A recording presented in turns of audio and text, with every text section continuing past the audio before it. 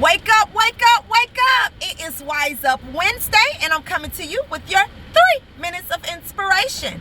Good morning, everybody. I pray that everybody has been having an amazing week so far, and I hope that the rest of your week be just as amazing. Well, I'm coming to you as a bit of transparency today. A lot of transparency, actually. I don't know if you've noticed, but I have taken on a journey of doing the 22 for 22 veteran challenge. What that is, for 22 days, I'll be doing 22 push-ups because statistics has shown that on an average of 22 veterans succumb to suicide every day. And that is an alarming number. And the reason why I'm going to do my Wise Up Wednesday on this is because I myself have attempted suicide. I think I was like 13, 14, somewhere in that range, between 12 and 14. And it was just a very sombering experience for me. It was a lot going on throughout that time from what I remember. It was a lot going on as far as family life, as far as my best friend.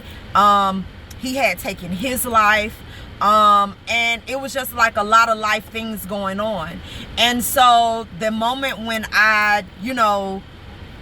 when my cousins actually notified my parents and, called an ambulance, and I was in the hospital and all that kind of stuff or whatever, and I was going through recovery, and within that, and like I said, I was between 12 and 14, so I don't know how much healing, I was able to do from that. It was just like a thing of something that happened in life. And then I got out of the hospital, and that was that. It was never no other conversations that was had. It was no digging in deeper, trying to figure out what happened, what layers needed to be peeled back. It was just something that happened, and we moved on and we got over it. But while I was in there talking to therapists, one of the things that they told me is that you will be 2 times more likely to try to do this again, commit suicide again. And that stuck with me. From 12 to 14, that stuck with me. And I experienced another dark space in my life. Micaiah was probably like 1 and 2, somewhere between that time. And I felt myself in that space, and I scared myself because that statistic had flashed in my mind, was like, you're 2 times more likely to try to follow through with suicide again.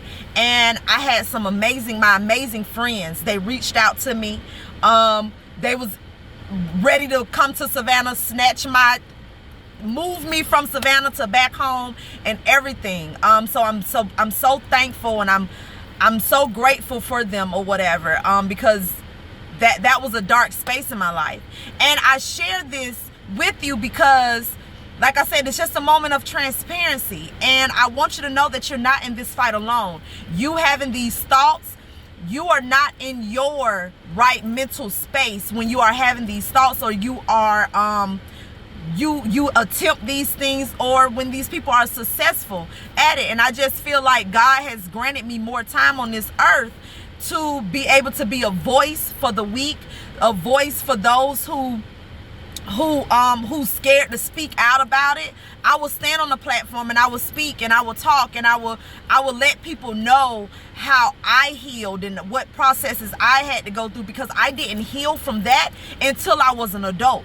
So I went from 12 and 14 years old to attempting to commit suicide, to living my whole life, with that baggage, and I didn't seek healing until I was an adult. So that was a heavy burden to bear. But I want people to know that you are not alone in this fight.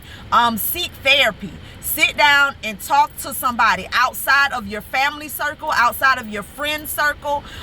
Do the necessary work, do the necessary things that you have to do in order to get yourself whole and well. Some things, yes, some people may tell you to pray about. You can't pray about certain things. between at 12 and 14 years old, yes, I knew about God, but I didn't know sitting down and praying about, no, I just knew that this is what I thought was going to end my pain and my suffering, and so this is what I did.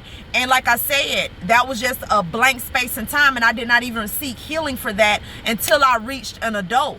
And so if you know someone, just that's why it's so important to keep in contact with people when your loved ones. You may not even think that they're going through or that they're in that mental space, but you just never know. We get so caught up in saying that, oh, well, everybody got their own personal lives and this, that, and the third.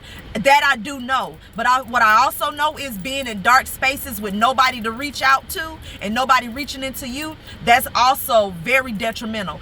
But I love y'all. I thank y'all. Continue to stay prayed up. Continue to reach out to the ones who love you. Continue. If you know somebody who is going through this, there are crisis hotlines. I will post the number with this. I love y'all. Continue to be blessed. Bye.